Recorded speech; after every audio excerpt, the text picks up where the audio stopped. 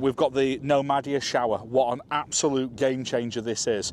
So there are other options on the market. So currently I'm running a Truma boiler, which takes up a huge amount of space.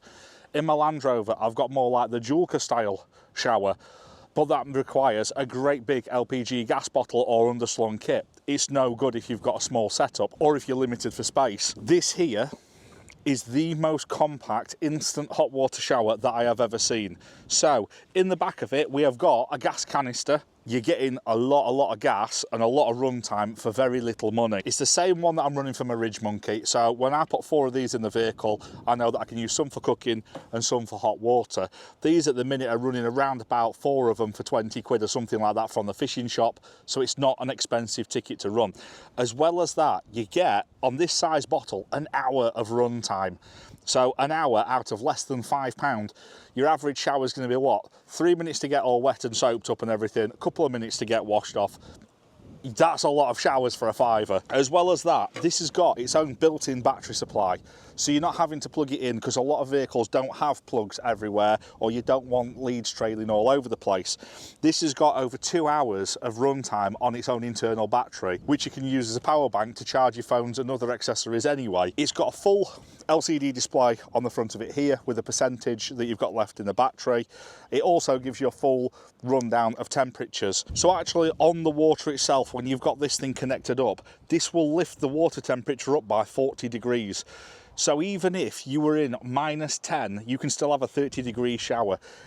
I cannot explain how fast this heats up. It's like a 3-second heat time and it is scorching hot. So as you can see here, you've got a dial to set it to whatever you want.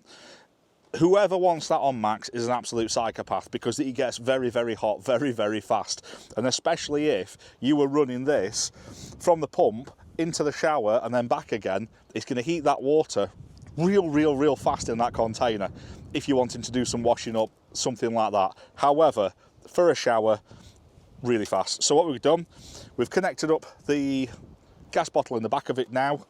We've dunked this in here just to give you a little bit of an example. So the pump can take 9 litres per minute. However, it puts 2.5 litres per minute through the shower head. So it's not too excessive if you've got limited water. Me personally, I'm just going to drop this straight into my great big water tank in the rear of the vehicle. However, if I do go out with other people or in the trailer, etc., I can just do it as I've got it set up now. So as you can see, everything is silicone hoses, nice, flexible, put them wherever you want. They're not going to deteriorate with all the heat and everything like that. Happy days. On the actual shower head itself, it's a very small unit, and on here as well there's a little button here which is a valve, and you've got the stop start. So if you wanted to, I suppose you could pinch it off and slow the water rate down even more. At the minute I've just got a little magnetic mount from Moss Adventure Vans, which you can put wherever you want. Happy days. You've seen the little shower setup that I want to do myself in the back, so we can pop that on there and let's see how fast we can get this fired up. So currently it's in power saving mode. Fire it up. We've got 85% battery and it's currently 16 degrees outside, so we'll turn that on.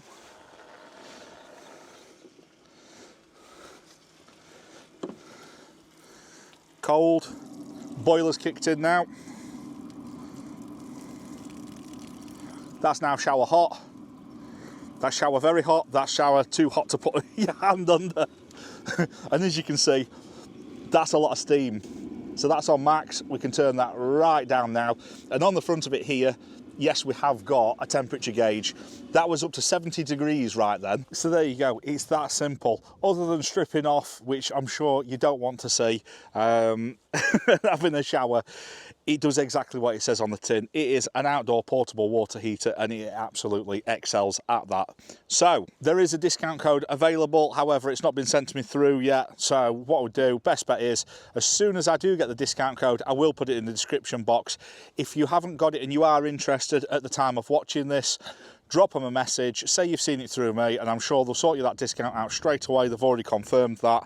And yeah, all I can say, what a cool product. As for the rating, let's give it the ratings. So as far as value for money, this is a hard one to put a price on because it is the only one of these that I have seen that runs off of a gas cartridge and is fully independent on its own. So the only thing that I can do is base it on how much my Truma cost and how much my other freestanding one cost and go somewhere in between because it's the best of both. So value for money, the Truma was, I think it was around £1,500 and my other water heater was around £300.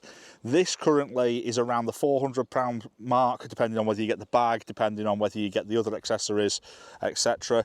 So value for money, I would say this is going to be, I'm going to say 4 out of 5.